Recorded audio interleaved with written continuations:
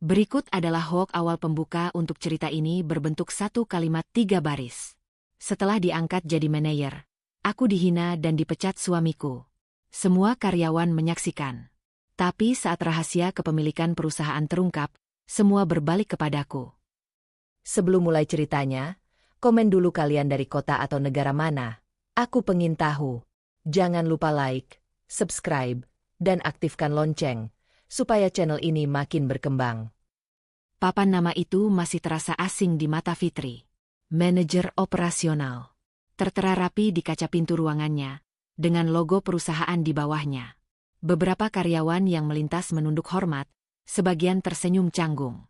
Fitri membalas dengan anggukan kecil, berusaha menenangkan degup jantungnya sendiri. Ia seharusnya bahagia. Jabatan ini bukan hadiah kecil. Ini pengakuan atas kerja kerasnya selama bertahun-tahun membantu perusahaan dari balik layar. Namun rasa hangat itu cepat menguap. Fitri melangkah masuk ke ruang rapat kecil. Tempat pengangkatan resminya baru saja selesai 15 menit lalu. Di ujung meja, Arman masih berdiri, jasnya rapi, wajahnya tenang dengan senyum tipis yang sulit dibaca. Di hadapannya ada Rina, kepala HRD, yang sejak tadi sibuk merapikan map sambil mencuri pandang ke arah Fitri. "Selamat, Mbak Fitri," ucap Rina akhirnya, nada suaranya formal tapi tulus. "Semoga bisa langsung beradaptasi." Fitri mengangguk. "Terima kasih, Mbak." Arman menepuk meja pelan, isyarat rapat benar-benar berakhir. "Baik, semua kembali ke pekerjaan masing-masing." Nada suaranya datar, seperti sedang menutup rapat biasa, bukan pengangkatan istrinya sendiri. Beberapa karyawan keluar. Rina pamit terakhir. Matanya sempat bertemu dengan mata Fitri.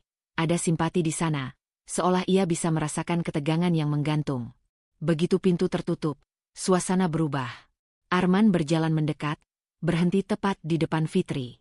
"Aku harap kamu paham," katanya pelan tapi tegas. "Di kantor, kita profesional. Jangan bawa urusan rumah ke sini." Fitri terdiam. Kata-kata itu sebenarnya wajar. Tapi cara Arman mengucapkannya membuat dada Fitri mengencang. "Aku tahu," jawabnya akhirnya. "Aku juga nggak pernah minta perlakuan khusus." Arman mengangguk singkat. "Bagus. Karena keputusan di kantor tetap ada di tanganku." Fitri menatap suaminya. Ada dorongan untuk bertanya, apakah jabatan ini benar-benar bentuk kepercayaan, atau sekadar cara Arman menunjukkan kuasa. Tapi ia menelan pertanyaan itu. Ini hari pertamanya. Ia tak ingin memulai dengan pertengkaran. "Kalau begitu, aku mulai susun laporan operasional," ucap Fitri, memilih jalur aman. Arman berbalik tanpa menjawab, keluar ruangan lebih dulu. Malamnya, rumah terasa terlalu sunyi. Fitri duduk di tepi ranjang, melepas sepatu kerja dengan gerakan lambat. Hari itu melelahkan, bukan karena tugas, melainkan karena usaha menahan perasaan sendiri. Dari dapur terdengar suara gelas diletakkan agak keras. Arman masuk kamar dengan kemeja rumah, ekspresinya serius. "Kita perlu bicara," katanya. Fitri menghela napas pelan. "Tentang apa?" "Posisimu di kantor," jawab Arman tanpa basa-basi. "Aku setuju kamu jadi manajer karena aku percaya kamu bisa membantu. Tapi jangan sampai kamu lupa, perusahaan ini aku yang pimpin." Kalimat itu jatuh seperti beban di pundak Fitri. "Aku nggak pernah lupa," katanya hati-hati. "Aku cuma ingin bekerja sebaik mungkin." Arman menatapnya tajam. "Bekerja, iya.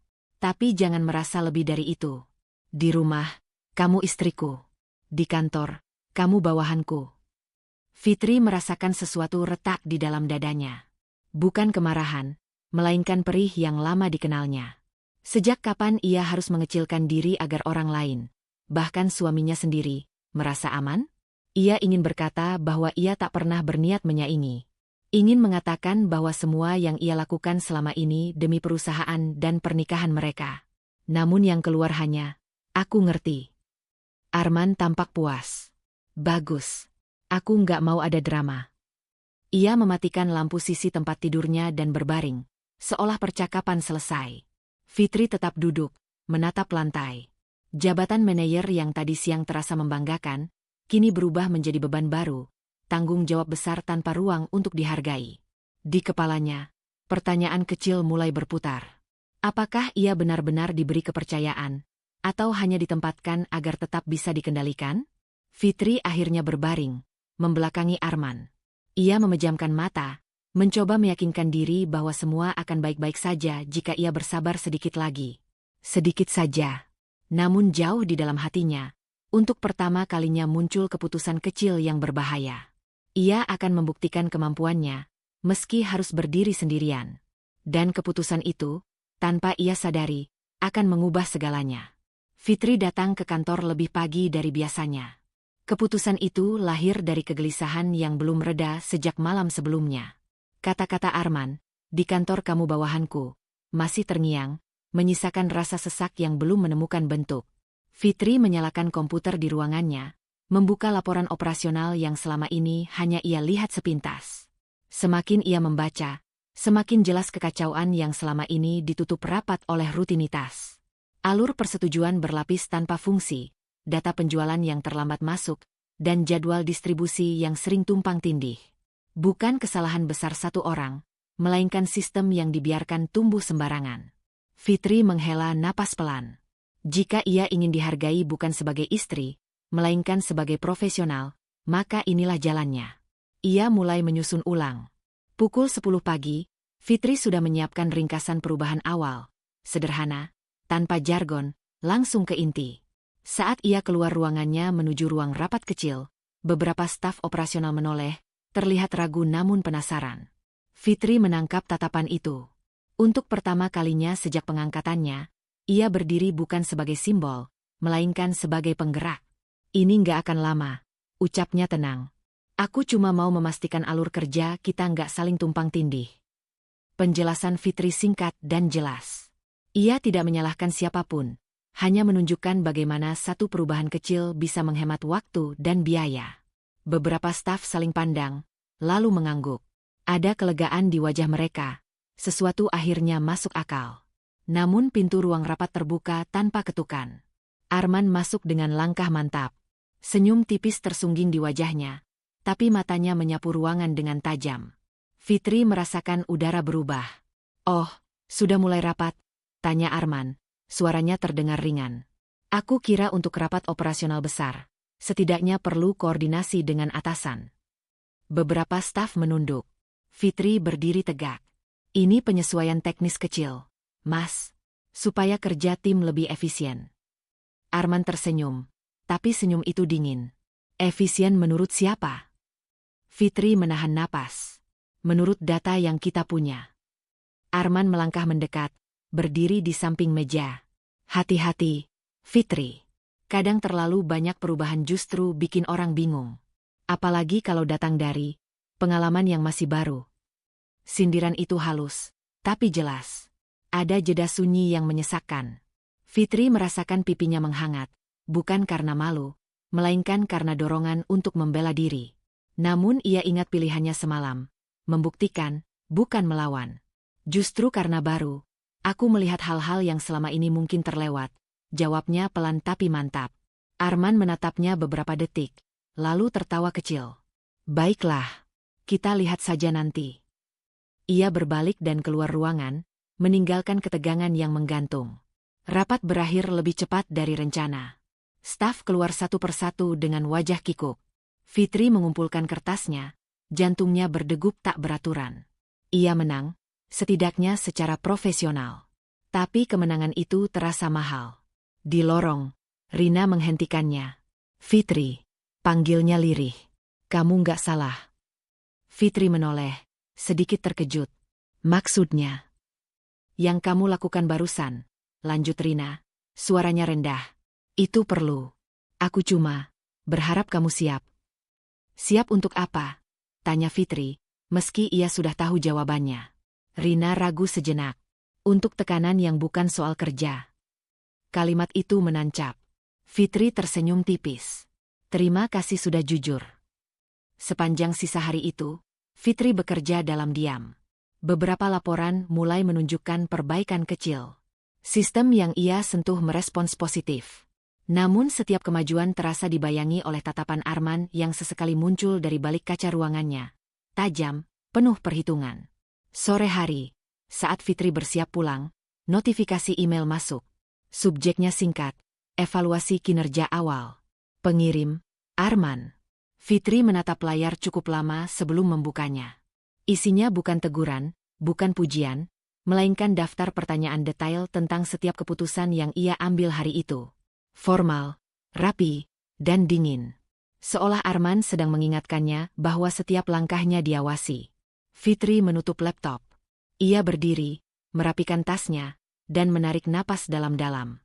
Tekanan hari ini berbeda dari kemarin.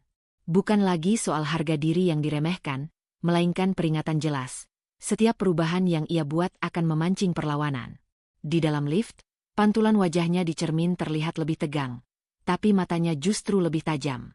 Fitri menyadari satu hal yang membuat dadanya berdebar. Jika ia terus memperbaiki sistem ini, ia tak hanya mengubah cara kerja perusahaan, tetapi juga keseimbangan kuasa di dalamnya.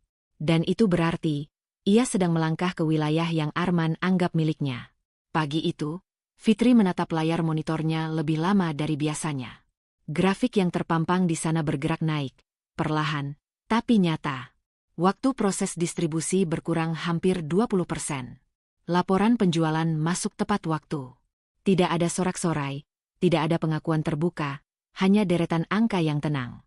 Namun bagi Fitri, angka-angka itu seperti napas pertama setelah lama tenggelam. Ia menyandarkan punggung ke kursi, menutup mata sesaat.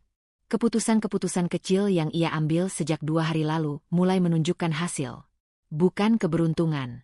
Bukan kebetulan. Ini kerja yang selama ini ia tahu bisa ia lakukan, jika diberi ruang. Pintu ruangannya terbuka. Arman masuk tanpa mengetuk, membawa tablet di tangannya. Tatapannya langsung tertuju ke layar Fitri. Angka-angka ini dari mana? Tanyanya singkat. Fitri membuka mata, menegakkan tubuh. Laporan operasional harian. Sistem baru mulai stabil. Arman mengangguk pelan, tapi alih-alih puas, rahangnya justru mengeras. Jangan terlalu cepat merasa berhasil. 3 hari bukan ukuran. Aku nggak bilang ini akhir, jawab Fitri hati-hati. Ini indikator awal. Arman tersenyum tipis, senyum yang tidak sampai ke mata. Aku hanya nggak mau kamu terburu-buru mengambil kesimpulan. Tekanan bisa bikin orang lengah. Fitri menangkap maksudnya.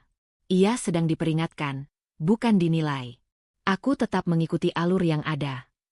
Pastikan itu, ujar Arman, lalu berbalik pergi. Pintu tertutup, menyisakan ruang yang kembali sunyi. Fitri menatap layar lagi, tapi kali ini dadanya terasa lebih berat. Hasil yang seharusnya memberi kelegaan justru memicu sikap defensif Arman.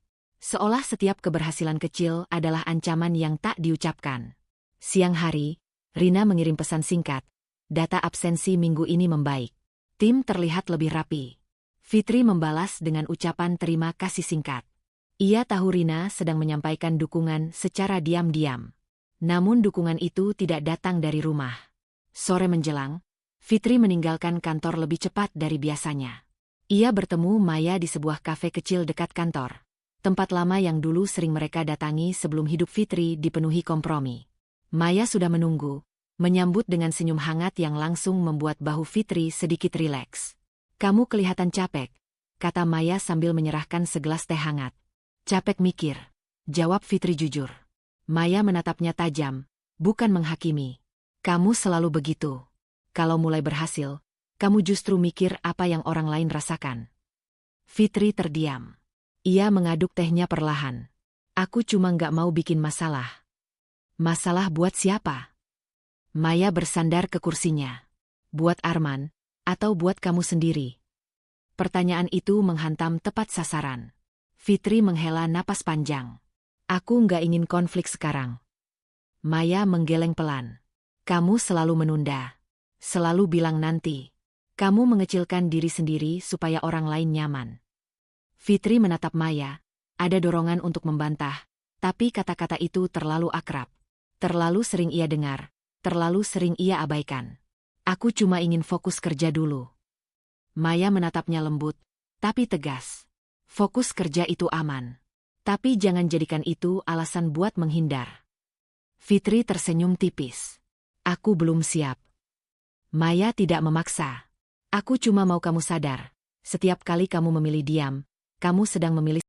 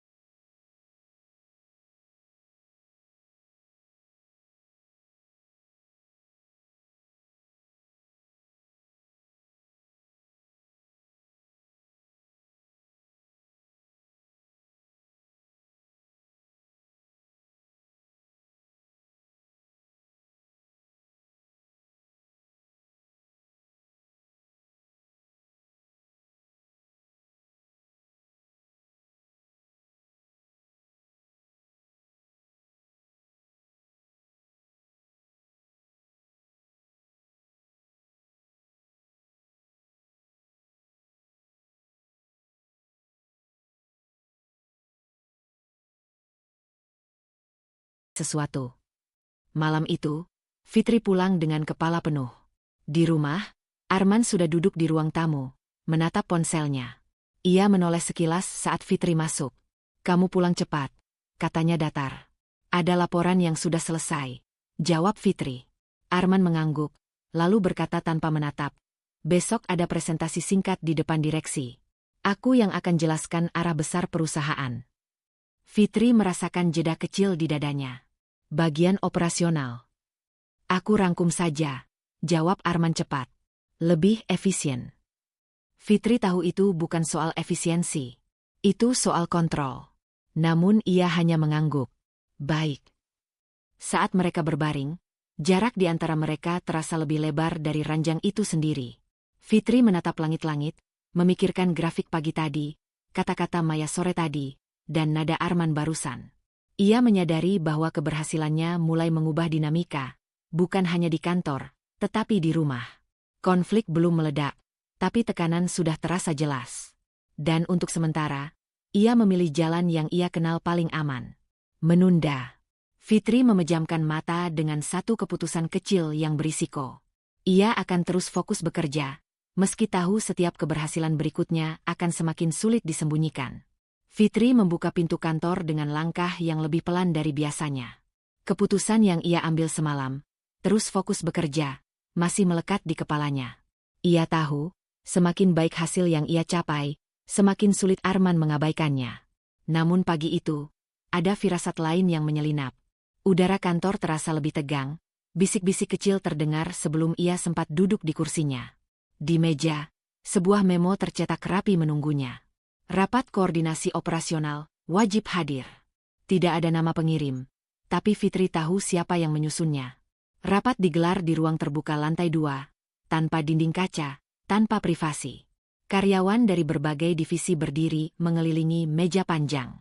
Rina terlihat di sisi ruangan, wajahnya kaku. Saat Fitri masuk, beberapa pasang mata menoleh, lalu cepat-cepat menghindar. Arman sudah berdiri di depan, tangan bersedekap.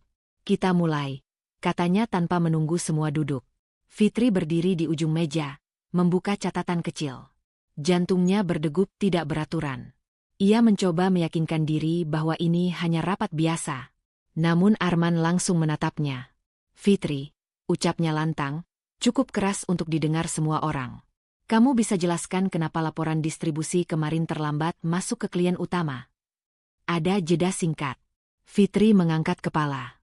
"Laporan itu tertahan karena ada perubahan jadwal dari divisi logistik. Aku sudah kirim pemberitahuan tertulis." Arman memotong. "Jadi kamu mengakui ada keterlambatan?" Beberapa karyawan saling pandang. Fitri merasakan tenggorokannya mengering. Ada perubahan jadwal yang disetujui. "Disetujui siapa?" Arman menyela lagi. "Aku tidak pernah memberi persetujuan." Fitri menoleh ke Rina, yang tampak ragu. "Persetujuan tertulis dari direksi operasional sebelumnya," jawab Fitri, berusaha tenang. "Sesuai prosedur." Arman tersenyum tipis. "Prosedur lama. Kamu sekarang manajer. Tanggung jawabnya ada di kamu." Kalimat itu jatuh seperti palu. Fitri merasakan panas menjalar ke wajahnya. Ia ingin mengatakan bahwa perubahan jadwal itu justru instruksi Arman sendiri yang dikirim lewat pesan singkat malam sebelumnya. Namun ia tahu, Membuka itu di depan semua orang hanya akan memicu konflik lebih besar. Aku akan pastikan tidak terulang, ucap Fitri akhirnya. Arman mengangguk puas. Saya harap begitu. Karena kesalahan seperti ini mencoreng profesionalisme perusahaan. Kata kesalahan diucapkan dengan penekanan. Beberapa kepala tertunduk. Rina menelan ludah, jelas ingin berkata sesuatu tapi menahan diri. Rapat berlanjut, tapi Fitri hampir tidak mendengar apa-apa lagi. Setiap kata Arman terasa seperti penegasan posisi. Bukan koreksi kerja, melainkan pamer kuasa. Saat rapat selesai, Arman menambahkan satu kalimat yang membuat dada Fitri sesak. Ke depan, semua keputusan operasional besar lewat saya. Kita tidak bisa memberi ruang untuk improvisasi berlebihan. Improvisasi. Seolah semua yang Fitri lakukan selama ini hanyalah eksperimen sembrono. Orang-orang mulai bubar. Beberapa staf melintas dengan wajah canggung. Tidak ada yang berani menatap Fitri terlalu lama. Ia berdiri beberapa detik lebih lama, menata napas, menahan gemetar yang mulai terasa di jari-jarinya. Rina mendekat perlahan. Fitri, aku tahu itu bukan salah kamu. Fitri tersenyum tipis, senyum yang lebih mirip perisai. Nggak apa-apa. Tapi caranya, Rina berhenti, mencari kata. Itu di depan semua orang. Fitri mengangguk. Aku tahu. Ia kembali ke ruangannya dengan langkah kaku. Begitu pintu tertutup, ia duduk dan menatap kosong ke dinding. Dadanya naik turun, bukan karena marah, melainkan karena perasaan yang lebih sulit dijelaskan, diperkecilkan, diposisikan. Ini bukan lagi soal laporan atau jadwal. Ini tentang siapa yang berhak terlihat benar, dan siapa yang harus disalahkan agar keseimbangan kuasa tetap terjaga. Fitri teringat ucapan Maya, setiap kali kamu memilih diam, kamu sedang memilih sesuatu. Hari ini, diamnya telah dibayar dengan harga mahal, wibawanya di depan tim. Sore itu, Arman melewati ruangannya tanpa menoleh. Seolah kejadian pagi tadi hanyalah bagian kecil dari rutinitas. Fitri menatap punggungnya dari balik kaca, merasakan sesuatu berubah di dalam dirinya. Ia membuka kembali email lama, mencari pesan instruksi Arman tentang perubahan jadwal. Jarinya berhenti di atas mouse. Ia bisa mencetaknya, bisa menyimpannya, bisa membuktikan bahwa ia tidak bersalah. Namun ia belum melakukannya. Fitri menutup email, menyandarkan kepala ke kursi. Untuk pertama kalinya, ia mengakui pada dirinya sendiri, ini bukan lagi konflik profesional yang bisa diselesaikan dengan kerja keras. Ini adalah permainan dominasi. Dan di akhir hari itu, Fitri mengambil keputusan kecil yang berbahaya. Ia mulai menyimpan bukti, diam-diam, tanpa sepengetahuan Arman. Malam itu, Fitri tidak langsung pulang ke rumah. Ia duduk sendirian di ruang arsip lantai bawah, ruangan sempit yang jarang disentuh karena sebagian besar dokumen lama telah dipindai ke sistem digital. Lampu neon menyala dingin di atas kepalanya. Keputusan kecil yang ia ambil kemarin, mulai menyimpan bukti, membuatnya turun ke tempat ini, bukan untuk mencari kesalahan baru, melainkan memahami masa lalu yang selama ini ia abaikan. Rak besi berderit saat Fitri menarik satu map tebal berlabel dokumen awal perusahaan. Tangannya sedikit gemetar. Ia tidak tahu apa yang ia cari, hanya merasa ada sesuatu yang belum pernah ia pahami sepenuhnya. Selama ini, Arman selalu menjadi wajah perusahaan. Fitri memilih percaya. Lembar demi lembar ia buka. Akta pendirian. Perubahan anggaran dasar. Nama-nama pengurus lama. Sampai akhirnya, ia berhenti pada satu halaman yang membuat napasnya tercekat. Nama Fitri tercetak jelas sebagai pemegang saham mayoritas. Ia memicingkan mata, memastikan ia tidak salah baca. Tahun pendirian perusahaan itu bahkan lebih lama dari usia pernikahannya dengan Arman. Di samping namanya, tercantum tanda tangan yang sangat ia kenal, tanda tangan ayahnya. Apa ini? Gumam Fitri lirih. Kepalanya berdenyut. Ia membuka halaman berikutnya, mencoba mencari penjelasan. Ada klausul-klausul hukum yang tidak ia pahami sepenuhnya, istilah-istilah yang terasa asing. Satu hal yang pasti, ini bukan dokumen palsu. Ini asli, sah, dan selama ini terkubur rapi. Pintu ruang arsip terbuka perlahan. Fitri. Suara itu membuatnya tersentak. Bu Sari berdiri di ambang pintu, mengenakan blazer sederhana. Tatapannya tenang, namun penuh arti. Fitri menelan ludah. Bu Sari? Bu Sari melangkah masuk dan menutup pintu. Aku kira kamu akan sampai di sini juga, cepat atau lambat. Fitri mengangkat dokumen itu. Kenapa nama saya ada di sini? Bu Sari tidak langsung menjawab. Ia duduk di kursi seberang, menyilangkan tangan di atas meja. Ayahmu yang meminta. Nama itu, ayah, membuat dada Fitri mengencang. Meminta apa? Meminta agar kepemilikan ini disimpan atas namamu, jawab Bu Sari pelan. Dan tidak dibuka, sampai waktunya genting. Fitri terdiam. Kata genting menggantung di udara. Kenapa saya tidak pernah diberitahu? Bu Sari menatapnya lurus. Karena kamu yang memintanya. Fitri menggeleng cepat. Saya tidak pernah. Kamu bilang ingin menikah tanpa bayang-bayang harta, potong Bu Sari lembut. Kamu ingin Arman berdiri sebagai laki-laki yang merasa setara, bukan ditopang. Kenangan lama menyeruak. Fitri ingat percakapan itu, samar tapi nyata. Keinginannya untuk hidup sederhana, untuk tidak memulai pernikahan dengan ketimpangan. Dan ayahmu berjanji, lanjut Bu Sari, kalau suatu hari kamu terdesak, aku harus mengingatkanmu. Fitri menunduk. Jari-jarinya mencengkeram kertas itu. Apakah Arman tahu? Bu Sari menggeleng. Tidak. Dari awal, itu kesepakatan kita bertiga. Aku, ayahmu, dan kamu. Hening. Lampu neon berdengung pelan. Fitri tertawa kecil, tanpa humor. Ironis. Saya bekerja di perusahaan ini, dimarahi di depan orang-orang, dan ternyata pemiliknya. Bu Sari menyelesaikan kalimat itu. Fitri mengangguk, matanya berkaca-kaca. Tapi saya tidak mengerti semua ini.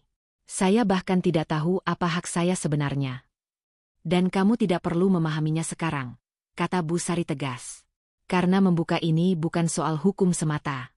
Ini soal hidupmu. Fitri mengangkat kepala. Maksud ibu? Bu Sari menarik napas. Begitu kebenaran ini keluar, tidak ada yang bisa kembali seperti semula. Termasuk rumah tanggamu. Kata itu menghantam lebih keras dari teguran Arman manapun. Fitri membayangkan wajah Arman jika tahu. Rasa dikhianati, ego yang hancur, kemarahan yang tak terukur. Apa yang harus saya lakukan? Tanya Fitri lirih. Bu Sari menatapnya dengan tatapan yang tidak menggurui. Aku hanya mengingatkan janji. Keputusan tetap milikmu. Malam itu, Fitri pulang dengan kepala penuh dan langkah berat. Arman sudah ada di rumah, menonton televisi tanpa menoleh saat Fitri masuk. Rutinitas kecil itu terasa asing sekarang. Kamu pulang telat, ujar Arman singkat. Ada pekerjaan, jawab Fitri. Arman mendengus. Jangan sampai kerja bikin kamu lupa rumah. Fitri menelan jawaban yang ingin keluar. Ia masuk kamar, menutup pintu perlahan. Di dalam tasnya, salinan akta itu terasa seperti beban yang tak terlihat, tapi nyata. Ia duduk di tepi ranjang, memegang dada yang terasa sesak. Rahasia ini bisa menjadi pelindung, atau pemicu kehancuran. Di akhir malam itu, Fitri mengambil keputusan kecil namun berisiko. Ia memilih menyimpan kebenaran ini sendiri, sambil bertanya dalam diam. Seberapa genting keadaan yang harus terjadi sebelum ia berani membukanya? Fitri bangun dengan perasaan yang belum pernah ia kenal sebelumnya. Bukan marah, bukan takut. Melainkan kewaspadaan yang kaku, seolah setiap gerak harus dipikirkan 2 kali. Salinan akta itu masih tersimpan rapi di laci terkunci, tetapi keberadaannya terus menekan pikirannya. Sejak malam tadi, setiap kata Arman terdengar berlapis makna. Setiap tatapan terasa seperti penilaian. Di kantor, suasana berubah lebih dingin. Fitri baru saja duduk ketika Rina masuk ke ruangannya, menutup pintu pelan. Mas Arman minta kamu ke ruang rapat besar jam 10, katanya lirih. Hanya kamu. Nada suara Rina membuat Fitri langsung paham. Ini bukan rapat teknis. Ada agenda, tanya Fitri. Rina menggeleng. Beliau cuma bilang, klarifikasi arah kerja. Fitri mengangguk, berusaha tersenyum. Begitu Rina keluar, Fitri menatap jam di dinding. Masih 2 jam. 2 jam untuk menenangkan diri. Padahal jantungnya sudah berdegup tak beraturan. Pukul 10 tepat, Fitri masuk ke ruang rapat besar. Arman sudah menunggu, duduk di ujung meja panjang, sendirian. Ruangan itu terasa terlalu luas untuk percakapan yang akan terjadi. Kamu tahu kenapa aku panggil?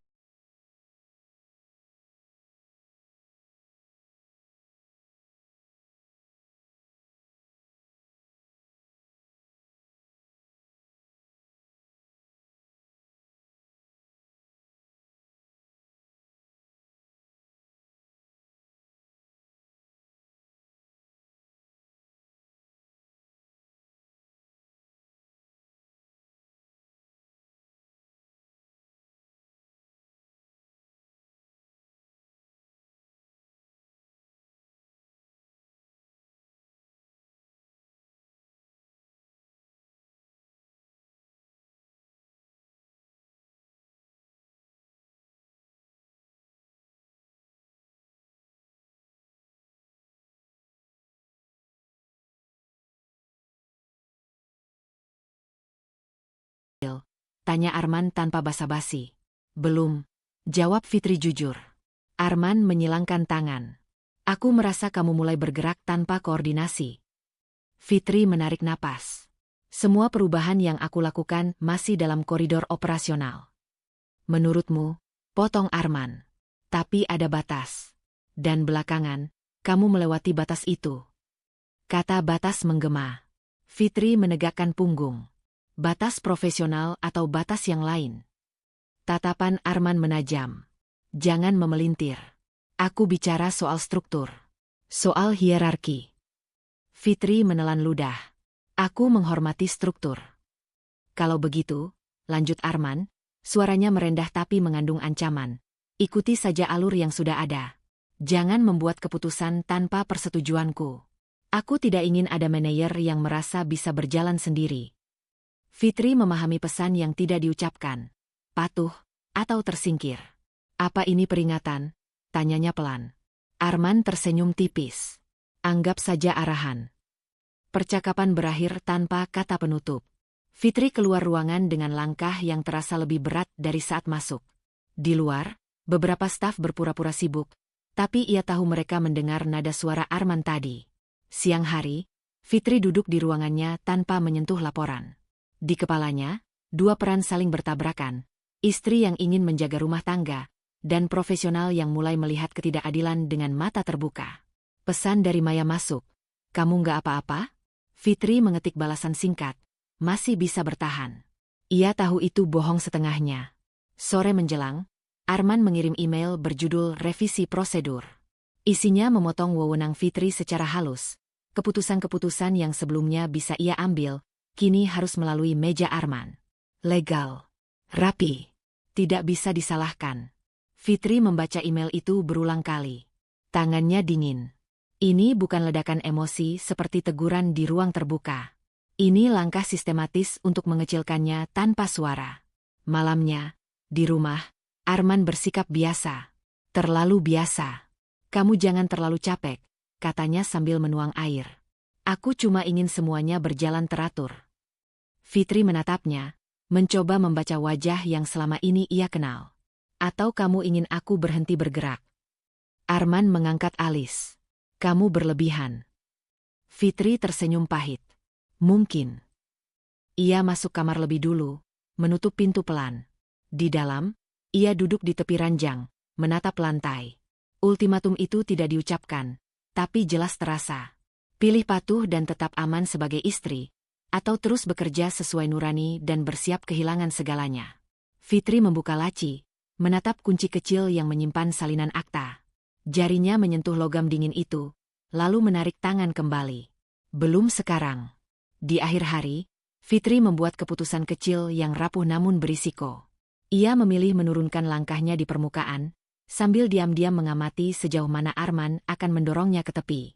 Dan pilihan itu, meski terlihat aman, justru membawa dirinya semakin dekat pada jurang yang tak bisa dihindari.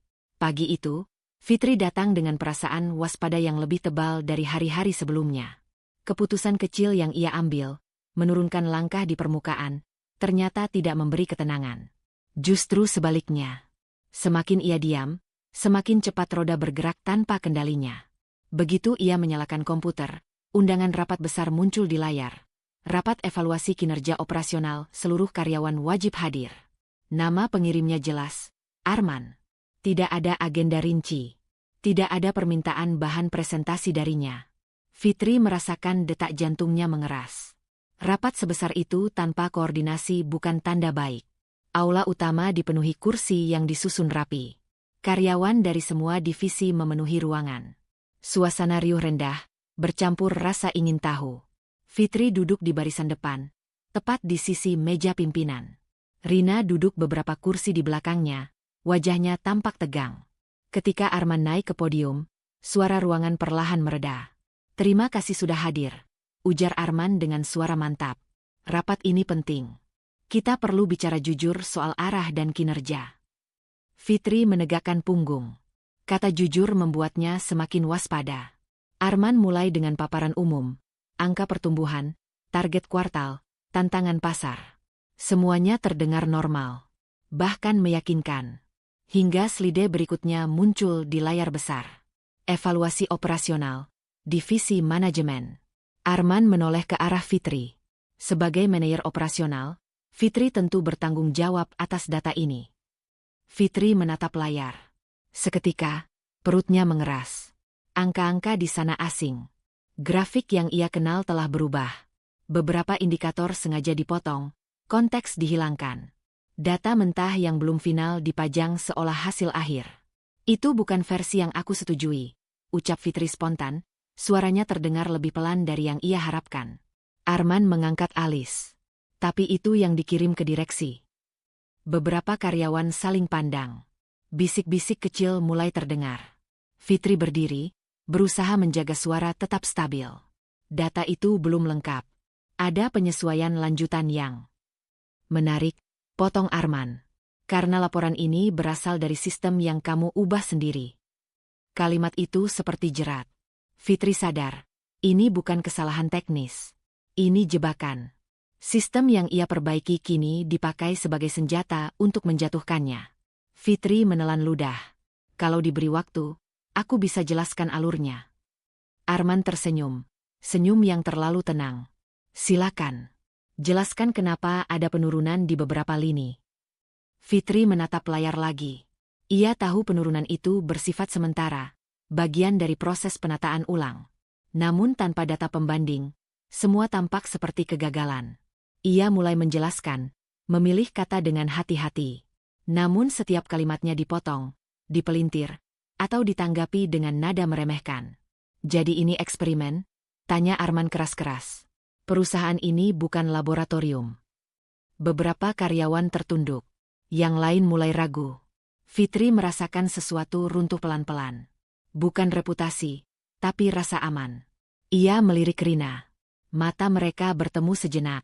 Rina tampak ingin berdiri, tapi ragu. Ini bukan ruang yang aman untuk membela.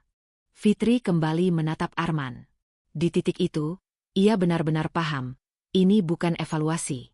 Ini eksekusi publik yang dirancang rapi. Setiap pertanyaan bukan untuk mencari jawaban, melainkan menegaskan narasi bahwa ia tidak layak. Namun Fitri masih berdiri. "Aku bertanggung jawab atas setiap keputusan yang aku ambil," katanya akhirnya. Suaranya bergetar tapi jelas. "Dan aku siap menjelaskannya secara utuh, bukan potongan." Ruangan hening. Arman menatapnya lama. Untuk sesaat, Fitri berharap ada celah. Namun Arman menutupnya dengan satu kalimat dingin. "Kita akan bahas ini lebih lanjut."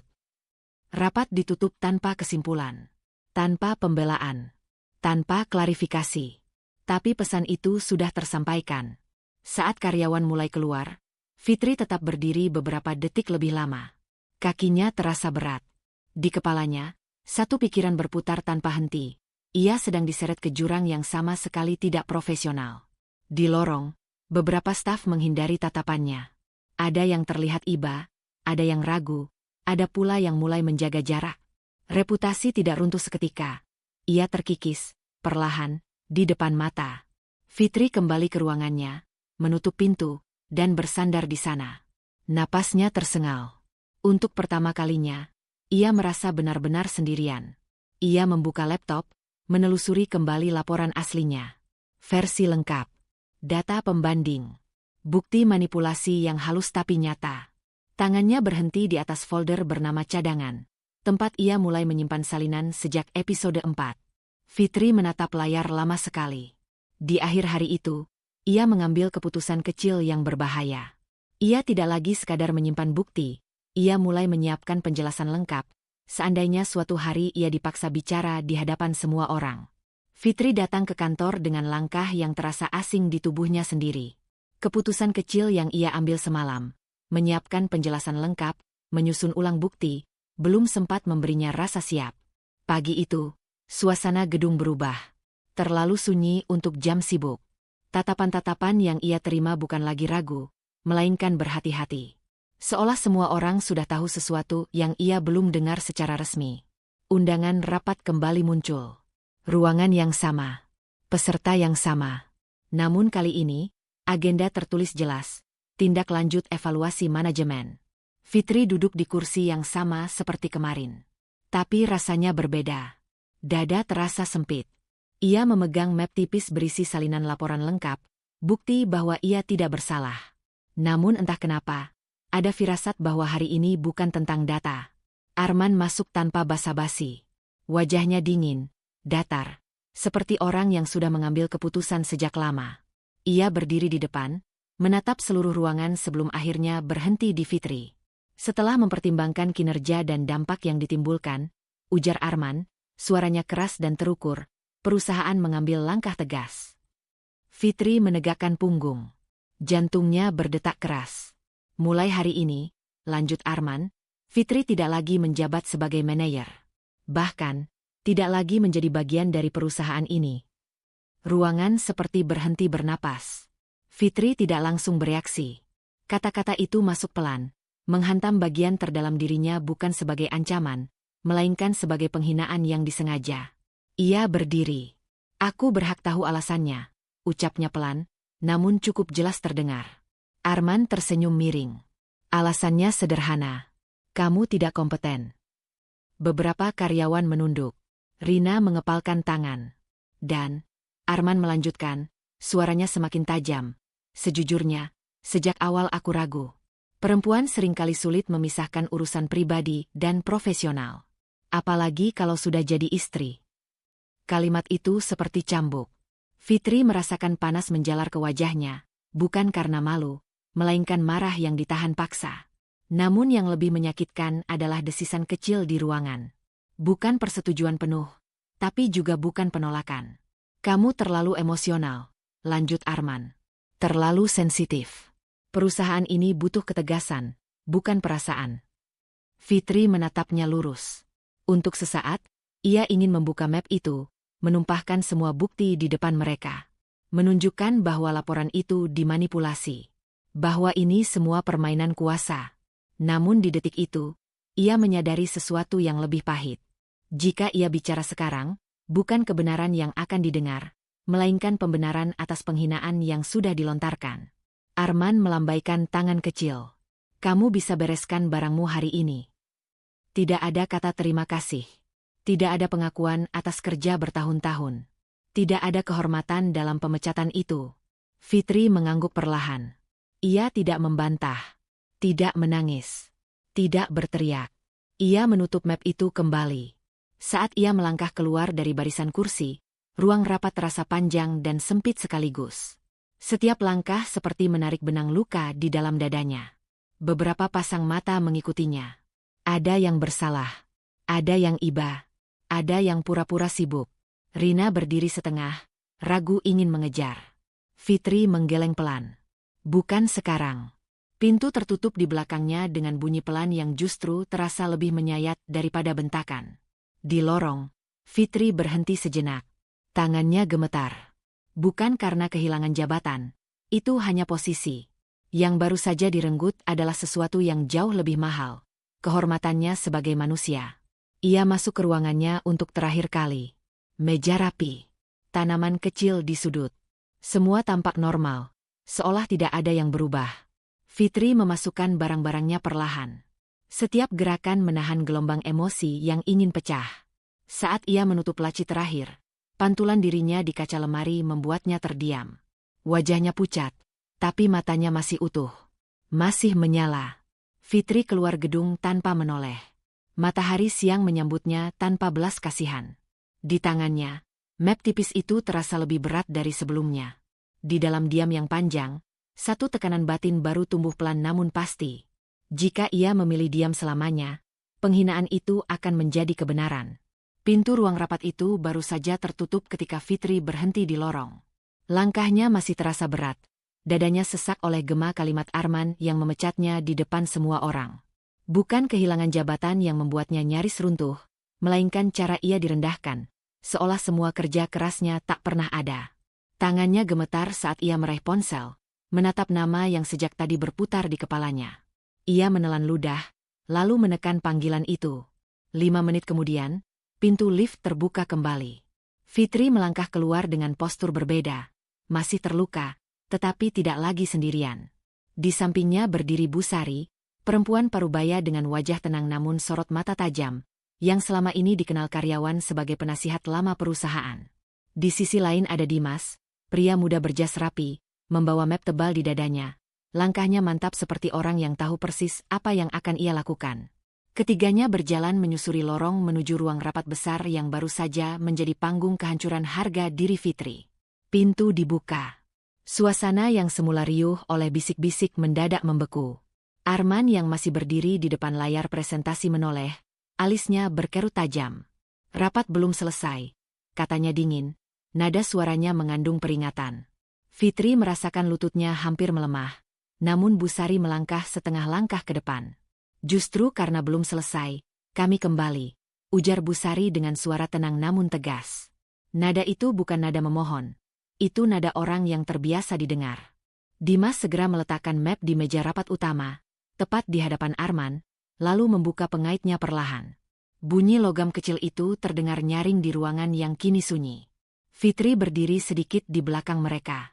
Matanya menyapu wajah-wajah karyawan, Rina yang pucat, beberapa kepala divisi yang saling bertukar pandang, dan puluhan pasang mata lain yang tak berkedip. Jantungnya berdegup keras. Inilah titik yang sejak tadi ia takuti. Rahasia yang ia sendiri belum sepenuhnya pahami akan dibuka di depan semua orang, termasuk suaminya. Pak Arman, kata Dimas akhirnya, suaranya formal, profesional. Sebagai kuasa hukum keluarga pendiri, saya berkewajiban menghentikan rapat ini sementara. Ia menggeser satu lembar dokumen ke tengah meja, dan menyampaikan klarifikasi kepemilikan perusahaan. Arman tertawa pendek. Sinis. Ini lelucon yang buruk. Saya CEO di sini. Busari menatapnya tanpa gentar. Dan Ibu Fitri adalah pemilik mayoritasnya. Kalimat itu jatuh seperti palu. Beberapa orang tersentak. Ada yang tanpa sadar berdiri. Fitri merasakan darahnya mengalir deras ke telinga. Kata-kata Busari menggema di kepalanya. Pemilik mayoritas. Sebuah istilah yang selama ini hanya berupa bayangan samar dari dokumen lama yang ia temukan, kini diucapkan lantang. Dimas membuka lembar berikutnya. Ia tidak membacanya dengan nada dramatis, justru datar, seolah membacakan fakta yang tak bisa ditawar. Tentang akta pendirian lama, tentang saham yang sejak awal dicatat atas nama Fitri melalui amanat ayahnya, tentang perjanjian pengelolaan yang memberi Arman kewenangan operasional tanpa kepemilikan mutlak. Setiap kalimat terasa seperti potongan puzzle yang selama ini tercecer di hidup Fitri. Arman memucat. Itu tidak mungkin, katanya cepat, suaranya meninggi. Fitri tidak pernah. Fitri akhirnya melangkah maju. Ia bisa merasakan tangan Busari menyentuh lengannya, seolah memberi penopang. Aku memang tidak pernah mengklaim apapun, ujar Fitri pelan, namun suaranya terdengar jelas di seluruh ruangan. Karena aku percaya. Dan karena aku memilih diam. Keheningan kembali menyergap. Fitri menatap Arman, suaminya, orang yang selama ini ia cintai sekaligus takutkan. Ada amarah di sana, juga kebingungan, tetapi tak ada penyesalan. Hatinya terasa perih. Ia sadar, pengungkapan ini bukan kemenangan yang manis. Ini hanya awal dari luka yang lebih dalam. Busari menutup map itu perlahan. Dokumen ini sah. Terdaftar. Tidak ada yang disembunyikan selain kesepakatan untuk merahasiakannya sampai keadaan genting. Tatapannya beralih pada Fitri, penuh makna. Dan keadaan itu sudah tiba. Fitri menarik napas panjang. Di dalam dadanya, dua peran bertabrakan keras. istri yang ingin rumah tangganya utuh, dan pemilik sah yang tak lagi bisa membiarkan dirinya diinjak. Ia belum siap mengambil keputusan apapun hari ini. Namun satu hal jelas, ia tidak lagi bisa mundur. Rapat resmi dihentikan. Karyawan diminta keluar satu persatu, meninggalkan ruangan dengan wajah-wajah tercengang. Fitri tetap berdiri di sana, menatap meja rapat kosong yang beberapa menit lalu menjadi tempat ia dieksekusi. Kini, ruangan itu menyimpan beban baru, kekuasaan yang secara hukum ada di tangannya, tetapi secara emosional terasa amat berat. Saat pintu tertutup dan hanya tersisa mereka berempat, Fitri menggenggam jemarinya sendiri. Dalam hati, ia membuat keputusan kecil yang berisiko. Ia tidak akan lagi berpura-pura tidak tahu siapa dirinya di tempat ini, meski konsekuensinya bisa menghancurkan pernikahannya.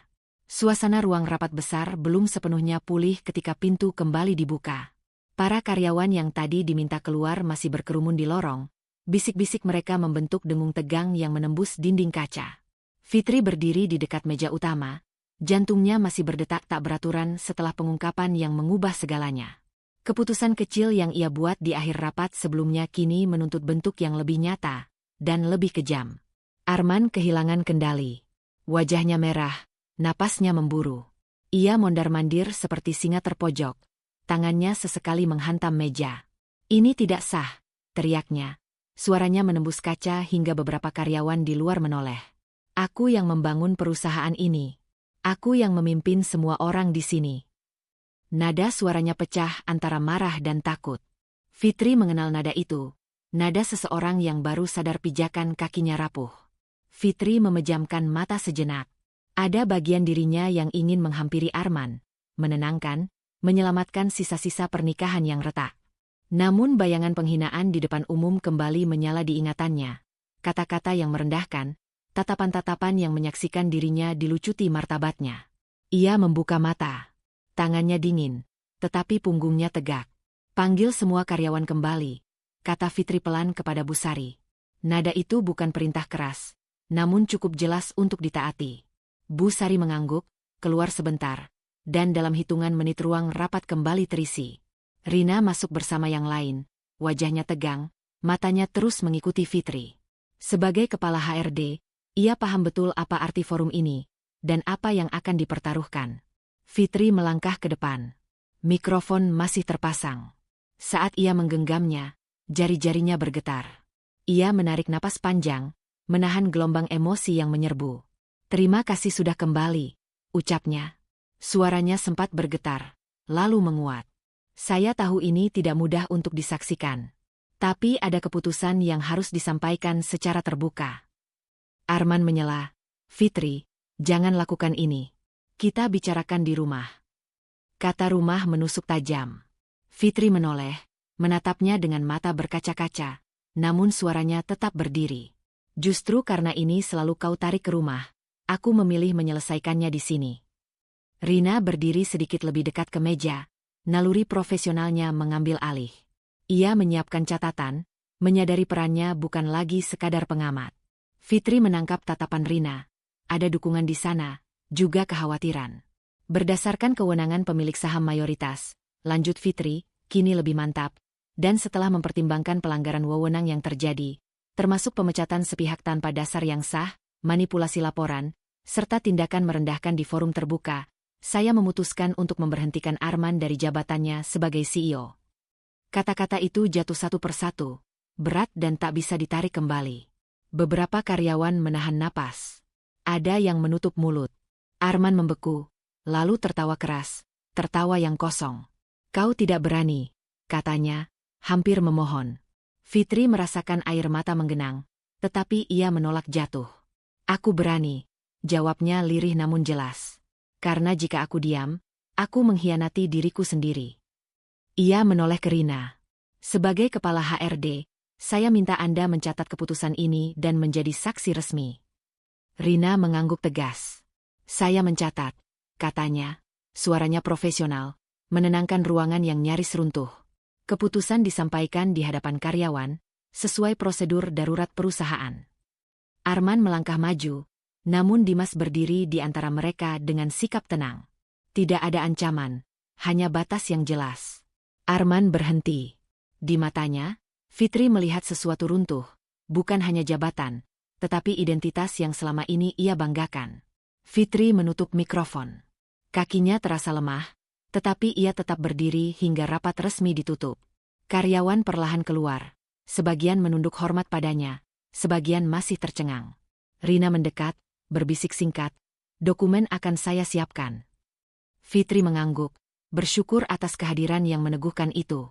Saat ruangan kembali lengang, Fitri duduk untuk pertama kalinya sejak pagi. Bahunya gemetar. Bu Sari menyentuh pundaknya, diam namun hadir.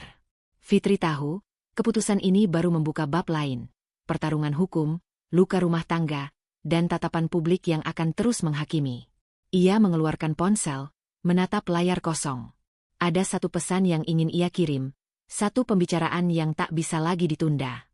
Dengan tangan masih bergetar, Fitri membuat keputusan kecil namun berisiko. Ia akan memisahkan urusan rumah tangga dari kantor sepenuhnya.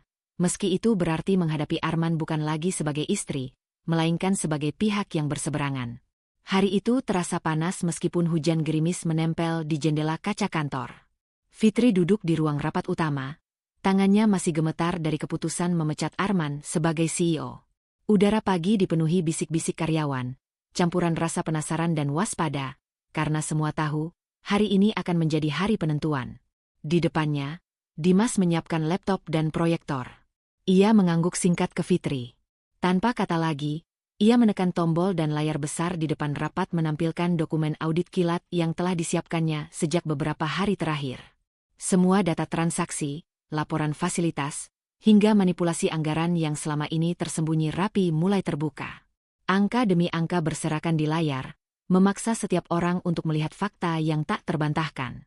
Fitri menahan napas. Di satu sisi, ia merasa lega, akhirnya kebenaran muncul ke permukaan. Di sisi lain, hatinya masih menyesakan. Ia tidak ingin momen ini menjadi pesta penghinaan, meskipun Arman telah memprovokasi semua ini. Arman masuk ke ruangan, wajahnya merah padam, langkahnya tergesa. "Apa-apaan ini?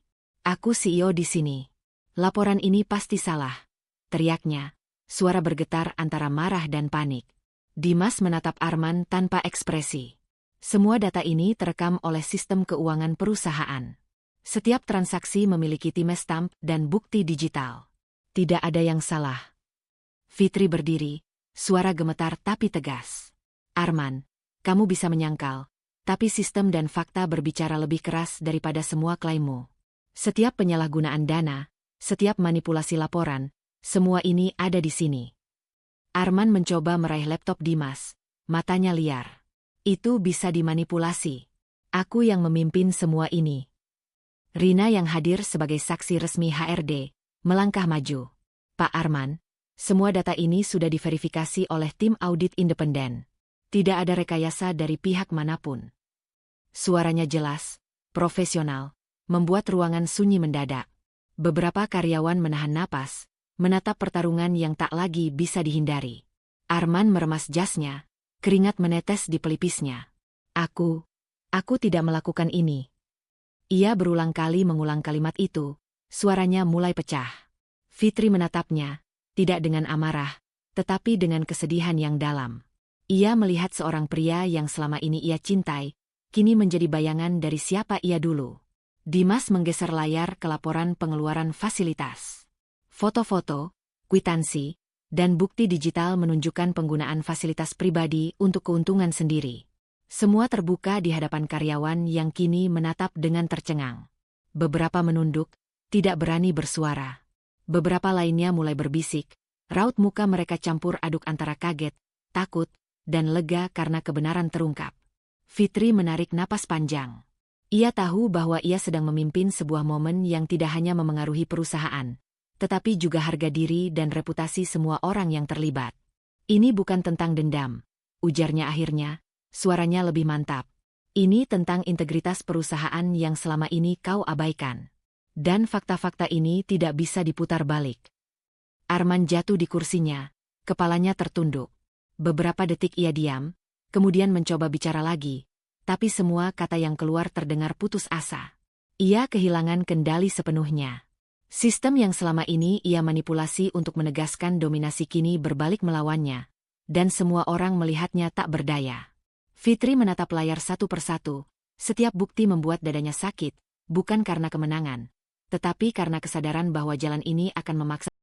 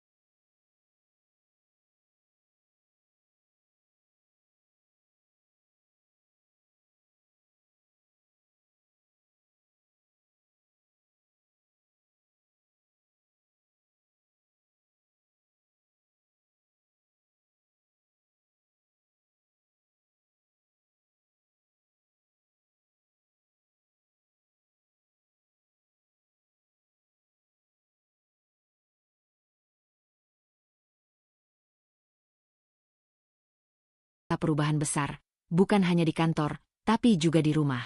Ia menutup laptop dengan lembut, menatap Arman yang kini tersandar di kursi, napasnya tersengal. Rina mendekat, menatap Fitri. Keputusanmu dari sini bisa menentukan nasib perusahaan dan karyawan lain, katanya pelan. Fitri menatap semua bukti, semua wajah, dan merasa beban yang selama ini ia tanggung. Penghinaan, pengkhianatan, tekanan batin, mencapai puncaknya. Di akhir hari itu, Fitri membuat keputusan kecil namun berisiko. Ia akan melanjutkan proses hukum internal untuk menegaskan pemecatan Arman dan memastikan tidak ada celah bagi manipulasi lebih lanjut, sambil menahan emosi pribadi agar tidak menghancurkan sisa hubungan rumah tangga yang rapuh. Hatinya tahu, ini baru permulaan. Namun untuk pertama kalinya sejak semua terungkap, ia merasa memiliki kendali atas hidupnya sendiri, walau jalan ke depan penuh risiko dan luka yang harus dihadapi. Senja menyapu gedung kantor, memantulkan cahaya oranye di lantai kaca ruang rapat. Fitri duduk di kursinya, tangannya masih gemetar setelah hari penuh ketegangan. Pemecatan Arman dari posisi CEO dan audit kilat yang menyingkap semua kesalahannya membuat udara di sekitar terasa tegang, seperti sebelum badai benar-benar datang. Pintu rapat terbuka, dan Arman masuk dengan langkah berat. Wajahnya merah, mata berkilat, tangan gemetar menahan rasa malu dan amarah. Kau melakukan ini? Kau menghancurkan suamimu sendiri, teriaknya, suaranya pecah. Kata-kata itu menusuk Fitri lebih dalam daripada semua penghinaan sebelumnya. Ia tahu ini bukan sekadar kemarahan karena kehilangan jabatan atau uang, tapi serangan langsung pada identitasnya sebagai istri. Namun Fitri menahan diri. Ia menghela napas panjang, menenangkan gemetar di tubuhnya. Arman, ini bukan soal menghancurkan. Ini tentang integritas dan batasan yang harus dijaga. Perusahaan bukan milik pribadi untuk disalahgunakan, ucapnya dengan suara gemetar, tapi setiap kata dikontrol rapi. Arman menatap layar laptop yang kini menampilkan deretan notifikasi merah yang tajam dan jelas. Akses rekening diblokir. Jabatan CEO dicabut. Fasilitas perusahaan dikunci. Matanya melebar. Ia mencoba mengetuk tombol-tombol, menekan papan ketik, bahkan menarik kabel laptop, namun semua sistem menolak. Dalam sekejap, seluruh kekuasaan yang selama ini ia genggam, uang, kontrol, fasilitas, hilang dari tangannya. Ini tidak mungkin, teriak Arman, suaranya nyaris pecah. Aku CEO. Semua ini milikku. Fitri menunduk sejenak, menahan air mata yang menetes, tetapi suaranya tetap tegas. Semua wewenang dan akses yang kau gunakan untuk menyalahgunakan perusahaan kini dicabut. Ini konsekuensi tindakanmu, Arman. Rina, sebagai saksi HRD, berdiri di samping Fitri, mencatat setiap langkah resmi. Tatapannya menegaskan, keputusan ini sah dan final. Karyawan yang masih berada di gedung menatap dari jauh, beberapa menahan napas, beberapa lainnya tak percaya pada apa yang mereka saksikan. Arman meremas lengan kursinya, napasnya tersengal, wajahnya pucat. Ia menunduk, menatap meja rapat yang selama ini menjadi pusat kekuasaannya. Semua fasilitas yang ia gunakan, mobil dinas, ruang kerja pribadi, kartu akses, tak lagi bisa disentuh. Segala dominasi yang dulu ia genggam kini tersedot dari tangannya dalam hitungan detik. Fitri berdiri, menatapnya dengan campuran rasa sakit dan tekad. Ia hancur batinnya, bukan karena kekuasaan yang ia pegang, tetapi karena pengkhianatan datang dari seseorang yang dulu ia cintai sepenuh hati. Hatinya terasa sobek, tapi ia tidak mundur.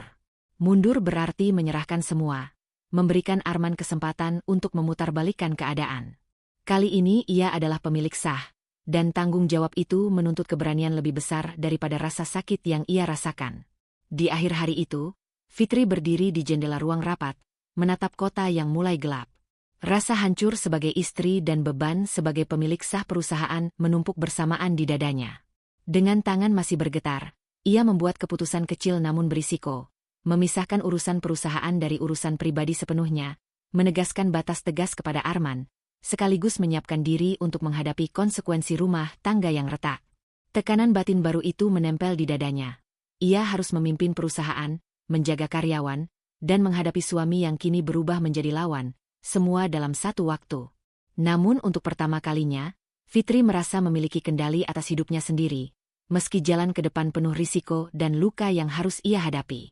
Malam itu sunyi. Hanya terdengar detak jarum jam dan suara hujan yang rintik di luar jendela apartemen mereka. Fitri duduk di sofa ruang tamu, tubuhnya lelah, tetapi pikirannya berputar tanpa henti. Hatinya masih penuh bekas luka hari-hari di kantor.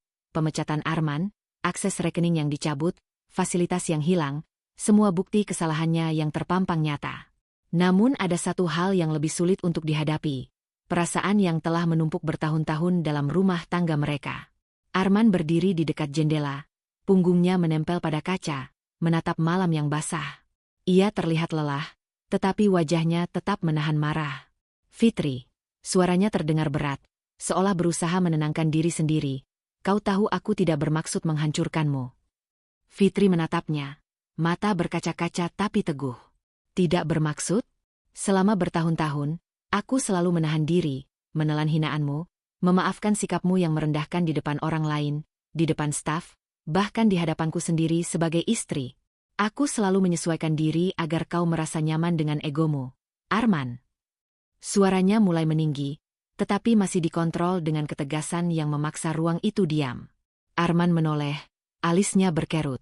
Fitri, aku melakukan itu karena aku ingin kau menghargai usahaku. Aku ingin kau mengerti aku. Mengerti. Fitri hampir berteriak. Mengerti berarti menghormati, bukan menghancurkan. Selama bertahun-tahun aku disuruh diam, disuruh menyesuaikan diri. Aku tidak punya suara di rumah ini. Aku bukan anak kecil yang bisa kau kendalikan sesuai kehendakmu. Suaranya pecah, air mata mengalir. Tapi ia tetap menatap Arman tanpa menunduk.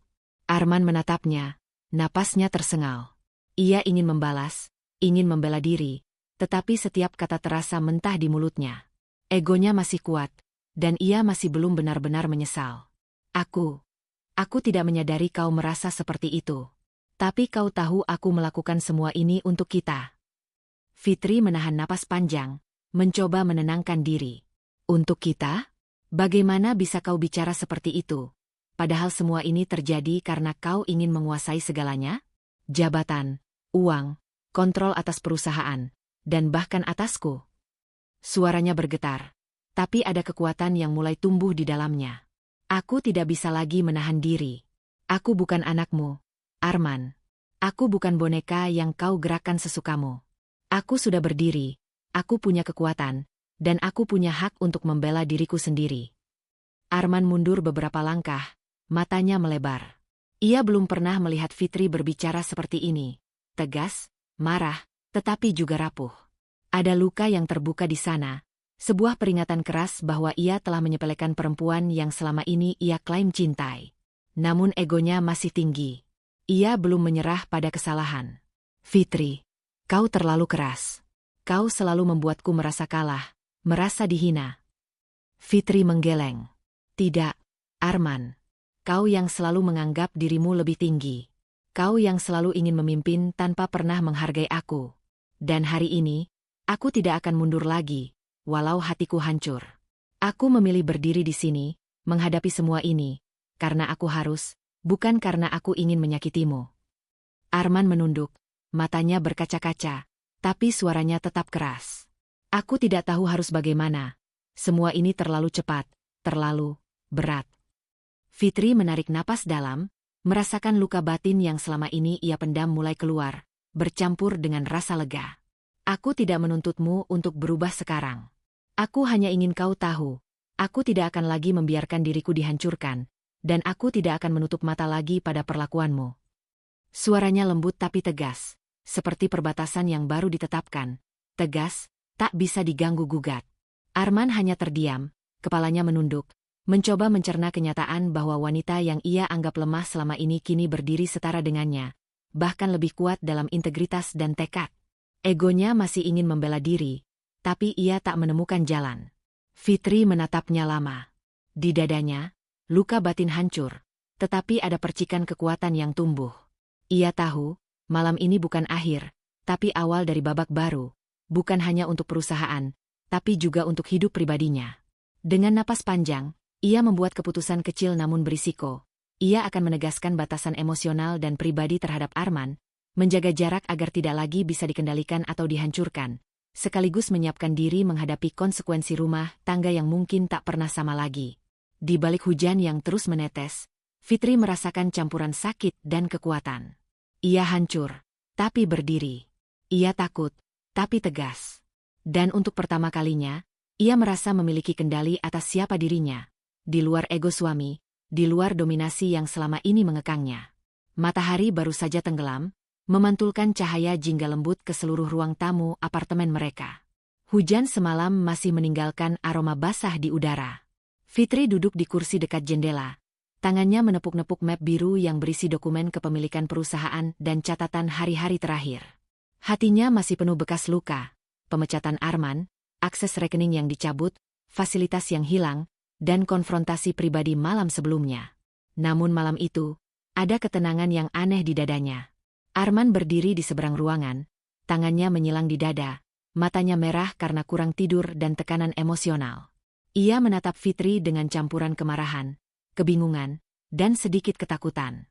"Fitri, tolong, kita bisa bicara," katanya lirih, suaranya tetap menyisakan nada ego yang kuat. Fitri mengangguk perlahan, mempersilakan Arman duduk di sofa yang berseberangan. Ia menarik napas panjang, menenangkan getaran suara di dalam dirinya. "Kita perlu bicara, ya. Tentang semua ini, tentang kita," ujarnya tenang, tetapi setiap kata menembus ruang dengan ketegasan yang sulit diabaikan. Arman menghela napas panjang, mencoba menenangkan diri. "Aku tidak tahu harus bagaimana lagi. Aku kehilangan semuanya. Aku merasa dihancurkan." Suaranya terdengar lirih, hampir seperti anak yang tersudut. Fitri menatapnya, hati remuk, tetapi matanya tetap tegas. "Arman, kau tidak dihancurkan oleh aku. Kau dihancurkan oleh kesombonganmu sendiri. Kau terlalu percaya bahwa uang, jabatan, dan kekuasaan bisa memberi kau hak untuk mengendalikan orang lain, bahkan aku." Arman menunduk, wajahnya pucat, tapi suaranya masih keras. "Aku melakukan semua ini untuk kita. Untuk rumah tangga kita. Untuk perusahaan kita." Fitri menggeleng. "Rumah tangga kita. Selama bertahun-tahun aku selalu menyesuaikan diri dengan egomu. Menahan diri, memaafkan, menelan hinaan, demi menjaga rumah tangga ini. Tapi sekarang aku tahu, menjaga diriku sendiri juga bagian dari rumah tangga itu. Aku tidak bisa lagi membiarkan diriku dihancurkan atau diremehkan." Arman menelan ludah, napasnya tersengal. "Fitri, aku tidak menyadari. Aku tidak bermaksud." Fitri memotong dengan lembut namun tegas. Aku tahu. Tapi niat tidak cukup.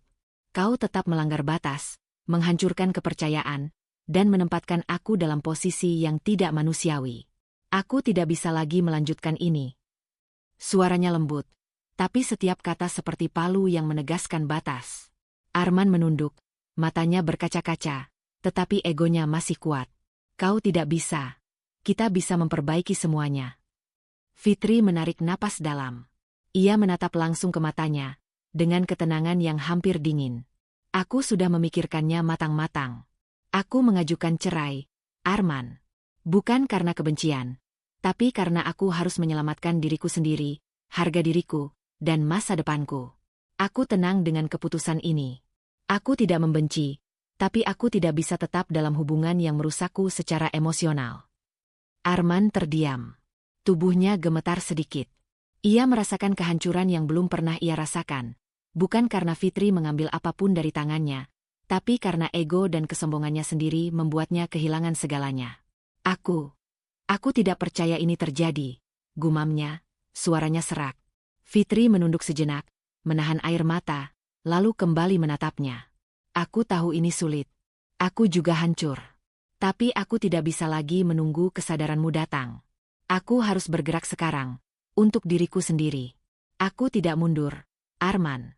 Aku berdiri di sini, dan aku tegas dengan pilihanku. Hening menempel di ruangan itu. Hanya terdengar hujan tipis di luar, dan detak jantung yang berirama cepat di dada mereka masing-masing. Arman menatap Fitri, menyadari untuk pertama kalinya bahwa semua yang ia anggap kekuatan hanyalah ilusi.